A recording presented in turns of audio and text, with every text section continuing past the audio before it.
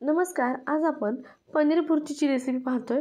तो खूपच सोपी आहे, तेवढीच टेस्टी देखील. त्यासाठी फ्रेश पनीर घेतला आहे, टोमॅटो घेतला आहे आणि कांदा आणि टोमॅटो बारीक चिरून घ्यायचे आहेत. 1 टोमॅटो आहे, 2 कांदे आहेत, कोथिंबीर हिरवी बारीक चिरलेली, मिरचीचा ठेचा घेतला आहे. आता कढईमध्ये तेल गरम करून घेतलं आहे.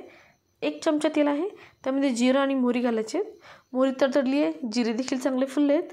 आता बारीक चिरलेला कांदा घालूयात आणि कांदा एकदम सॉफ्ट असं आपला ट्रान्सलुसंट किंवा असा पिंक कलरवरती करून घ्यायचा आहे. चांगलं परतून घेतलं आहे मी. आता कांदा तुम्ही बघू शकता थोडासा कमी झाला आहे परतल्यावरती आणि कलर देखील थोडा चेंज झाला आहे. आता यामध्ये मी मिरचीचा ठेचा घातला आहे. तर याऐवजी तुम्ही हिरवी मिरचीचे तुकडे जरी घातले तरी चालेल किंवा लाल तिखट घालायचं असेल ते घातलं तरी चालेल. तर मिरचीचा ठेचा मी असा एक 15 दिवसाचा एकदम करून ठेवते. तर त्याची रेसिपी देखील मी पोस्ट केलेली आहे.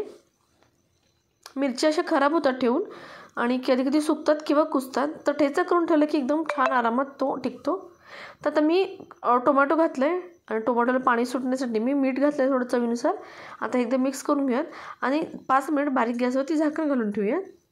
5 मिनिटानंतर पाहूयात. तर आता 5 मिनिटानंतर आपला हा टोमॅटो एकदम मऊ शिजला आहे. तर उलटण्याने मी असं थोडंसं त्याला एकजीव करून घेते.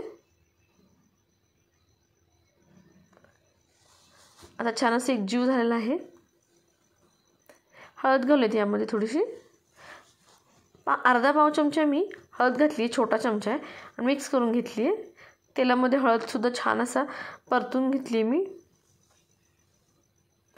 आता यामध्ये पनीर घालायचं आहे. पनीर मी कुस्करून ठेवलेलं आहे आणि माझ्या चॅनलवरती दुधाची सायपासून आपण पनीर, लोणी आणि तूप हे सगळ्या गोष्टी कशा बनवतो ह्याची एक आयडिया आहे, जे ट्रिक आहे तेच पनीर मी त्याच पद्धतीने पनीर बनवलं आहे. फ्रेश पनीर आहे.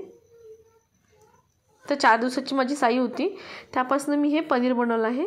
आता पनीर मिक्स करून घेतलं आहे. त्यानंतर कोथिंबीरने गार्निश करूया. व्हिडिओ आवडला असेल तर व्हिडिओला नक्की लाईक करा, शेअर करा, चॅनल सबस्क्राईब करा.